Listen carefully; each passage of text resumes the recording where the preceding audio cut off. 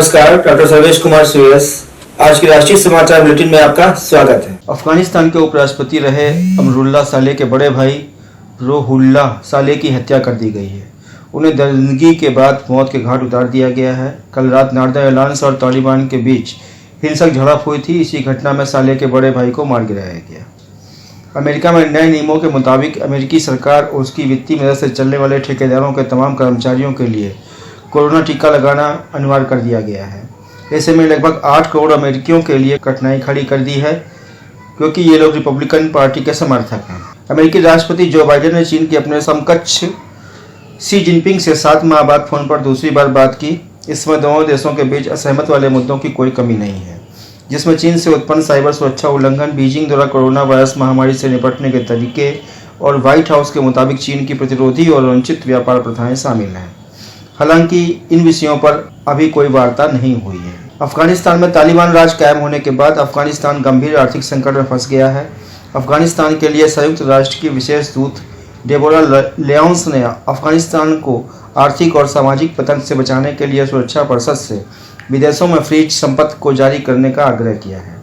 America ने अफगानिस्तान के केंद्रीय बैंक की 706 अरब रुपए की संपत्ति फ्रीज कर दी है। 18 मिलियन की आबादी वाला यह देश पहले से ही दुनिया के गरीब देशों में से एक है, जहां पर 72% आबादी $1 पर प्रतिदिन अपना जीवन निर्वाह करती है। अफगानिस्तान गंभीर आर्थिक संकट से जूझ रहा है। देश के सीआरपीएफ बल के सिपाही सफाई कर्मी नंद कुमार सिंह को 6.25 लाख रुपए की साइबर अपराधियों ने चपत लगा दी। उन्होंने अपने घर की मरम्मत के लिए जीपीएफ खाते से 7 लाख रुपए निकाले थे। यह राशि उनके खाते में जमा थी। साइबर फ्रॉड को अंजाम देने वाले ने केवाईसी डॉक्यूमेंट अपडेट कराने को लेकर नंद कुमार से बातचीत की और उन्हें सिम कार्ड बंद होने का भय दिखाया। नंद कुमार उनकी बातों में आ गया और 5,71,999 रुपए का नुकसान खा बैठा। हैकर्स ने उसके खाते से यह राशि 8 बार में निकाल ली। पूरे देश में गणेश चतुर्थी का पर्व धूमधाम से मनाया जा रहा है। हालांकि कोरोना के बढ़ते मामलों की वजह से त्योहार के दौरान सरकारों ने पाबंदियों का ऐलान किया है। वहीं महाराष्ट्र में आयोजकों को ऑनलाइन दर्शन कराने को कहा गया है। लाल बागचा के राजा के ऑनलाइन दर्शन की व्यवस्था की गई है। पंडालों में लोग दर्शन के लिए नहीं जा रहे हैं। कोरोना की तीसरी लहरी खतरे को देखते हुए प्रधानमंत्री नरेंद्र मोदी ने देश में महामारी व टीकाकरण को लेकर उच्चस्तरीय बैठक कर हालातों की समीक्षा की। इसमें राज्यों से ताज़ा हालात की जानकारी को लेकर एहतियाती कदम उठाने को कहा गया। भारत की तरफ आने वाली न्यूक्लियर मिसाइलों को ट्रैक करके उन्हें दुश्मन की धरती पर ही खत्म करने वाला INS ध्रुव आज लॉन्च हो गया।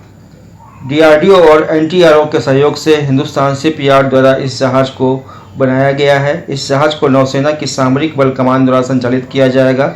लॉन्चिंग समारोह में नौसेना प्रमुख एडमिरल करमबीर सिंह व NTRO राष्ट्रीय तकनीकी अनुसंधान संगठन के अध्यक्ष अनिल दास मान भी मौजूद थे। न्यूक्लियर मिसाइल ट्रैकिंग जहाज की अपनी नौसेना के बेड़े में शामिल करने वाला भारत छठा देश है। फ्रांस, अमेरिका, ब्रिटेन, रूस, चीन के पास यह पहले से क्षमता मौजूद है। इस जहाज का वजन 10,000 टन है। सर्विलांस सिस्टम के ऑपरेशन में जहाज को 14 मेगावाट बिजली की आवश्यकता होगी, जो INS ध्रुव खुद बनाने में सक्षम है। इस जहाज की लागत 725 करोड़ रुपए आई है। भारतीय नौसेना को जल्द ही पहली महिला पायलट मिल जाएगी। सब लेफ्टिनेंट शिवानी नेवी के लिए fix wing Dornier surveillance plane उड़ाएंगी। ड्रोनियर 228 प्लेन को HAL ने तैयार किया है। इसे कम दूरी के समुद्री मिशन पर भेजा जाता है। शिवानी की पोस्टिंग कोच्चि में होगी।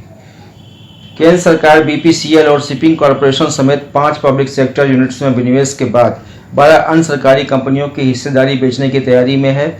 इन कंपनियों में gas authority of India limited, national aluminium company limited, Indian oil, NTPC, Bharat electronic निगम जैसी नामी गिरामी कंपनियां शामिल हैं। सरकार इसमें अपनी हिस्सेदारी 51% तक कम कर सकती है। महाराष्ट्र में प्रसिद्ध महिला अधिकार कार्यकर्ता सोनल शुक्ला का आज 80 वर्ष की उम्र में निधन हो गया। राष्ट्रपति रामनाथ कोविंद ने पंजाब, उत्तराखंड, नागालैंड में राज्यपाल की नियुक्ति को मंजूरी दे दी। राष्ट्रपति भवन से मिली जानकारी के अनुसार तमिलनाडु के राज्यपाल बनवारी लाल पुरोहित, पंजाब RN रवि को तमिलनाडु, लेफ्टिनेंट जनरल गुरमीत सिंह को उत्तराखंड का राज्यपाल नियुक्त किया गया है। वहीं असम के राज्यपाल जगदीश मुखी को नागालैंड के राज्यपाल का अतिरिक्त प्रभार दिया गया है। आज के राष्ट्रीय समाचार बुलेटिन में बस इतना ही। धन्यवाद। शुभ रात्रि।